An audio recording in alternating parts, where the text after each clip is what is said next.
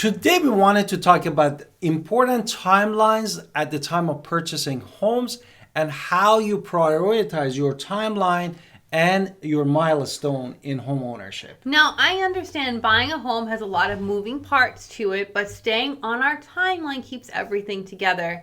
Missing a deadline can make deals have a delay, which is what happened to us at the filming of this video. Closing costs can be actually added on, or even you can lose the home entirely. So we want to make sure none of that happens with your purchase. We want to kind of go run through the timeline and just kind of understand what we need to be doing. Exactly. Therefore, we're going to through all these steps and basically talking about the timelines. Stay tuned with us, with the channel. The first thing that we wanted to talk is offer acceptance. Right. No? Congratulations, the offer has been accepted. That is an amazing thing.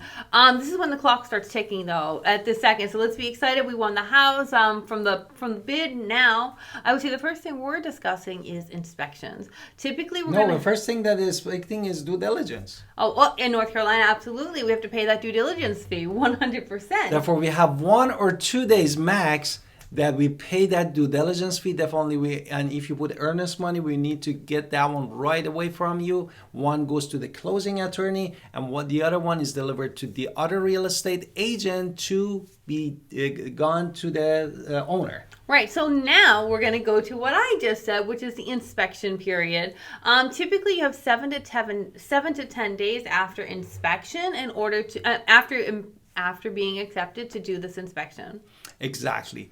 And then at the same time, when we organize the inspection, we need to also, through your lender, order the appraisal. Now, this is different from other states. Other states say wait until the inspection period is over, but in North Carolina, with that due diligence fee, you're going to lose that due diligence fee if you do not have everything in order. So the last thing you want to do is have a lender who doesn't order that appraisal right away. So here we're ordering appraisals, and just because you order an appraisal doesn't mean the appraisal is going to happen the next day. It can take 2 weeks or 3 weeks even, depending on how busy they are, to actually get out there to complete the appraisal. So it's super important to order the appraisal on time. But before we go to the next step, let's do our introduction. Absolutely. Let's hit it. Hi, it's Victoria. Welcome to our channel and podcast. And if this is your first time in our podcast and YouTube channel, make sure you subscribe and get notified. Also, you call text all the time, 252-327-3357. We love talking to you. Don't be shy. Also, grab our buyer's guide and seller's guide in the description below. Now, we wanted to talk about your mortgage approval and all fun stuff with the underwriting your mortgage. Right, this can take 21 days right away just to make sure it's not just getting them all the document.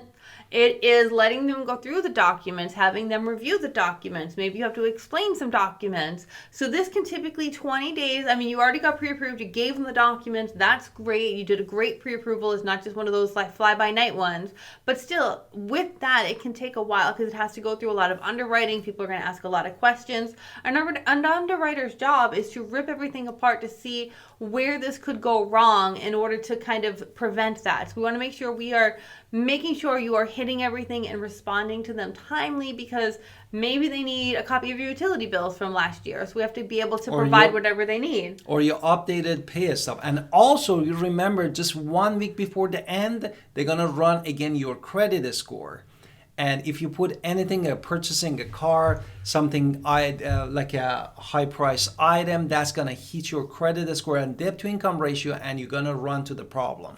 So our biggest ones are going to be that due diligence fee, the appraisal, the home inspection, but there might be contingencies as well. So make sure you're kind of hitting whatever is there for contingencies. Now let's talk about documentation. Exactly. What is the first documents that we wanted to talk? The loan documents? Yes.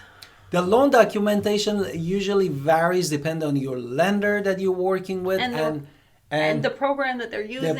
And because if you're going USDA loan, they want a very specific credit situation. They are going to want a lot of documentation. If you're using FHA, they want different types of documentation. For our house, we went conventional, but they still wanted our marriage license when we bought this house, but not the one beforehand. So there's just that as well, depending on the state and what's going on. Exactly. Therefore, they might ask for the W-2, tax return, pay stub, and in our case was marriage certificate. What else? Just that's whatever they need, give it to them and be on time with what they're asking. Exactly. So don't basically I'm going to tell you to prioritize all your tasks. Make sure you have a checklist of when everything is due, and make sure you are doing everything on time. And if they have called you and said we need something today, you have to give it to them today on the loan side. Exactly. And then definitely the regular communication with your lender and your real estate agent, that go through the progress, like you did already home inspection. Now you are in the negotiating part for the due diligence period. Now your home appraisal is done. Therefore, that 3 weeks that my wife talking about, the underwriting process, this is, you wanted to meet all this deadline to close in that 3 weeks. So if there are delays, typically those come from lack of communication or lack of negotiation. So make sure that everybody is staying on top of things, and we are not there.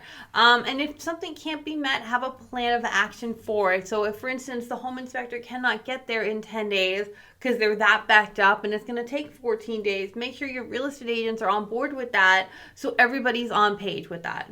Therefore, definitely this is a triangle. Real estate agent, your lender, and closing attorney. This is in the state of North Carolina. And you wanted to make sure everything communicate with each other. Now, you might be able to use apps like Asana or Trello. Again, we are not paid for any of these things. We're just kind of telling you what other people have used. Google Calendar is something I use all the time as well. Some people use Outlook for reminders. Whatever it is that works for you, do that. So definitely people use apps. So make sure if you're an app user, use your app. Exactly. In conclusion, what is the importance of this timeline? The timeline is going to be the make or breaker if you're actually getting this key to their homes. And we want you to get the keys to the home that you love and you want. So make sure that you are avoiding any unnecessary stress, not waiting till the last minute and getting everything done at the last minute, which would then cause delays. Make sure we're staying on top of things and focusing on getting this home. So we want to be proactive as much as possible, because you're going to get this house at the end. And don't forget to call Alan Victoria Pinder, real estate agent in local market, North Carolina, Greenville, and call us at 252-327-3357, or going to our website, alanvictoria.com.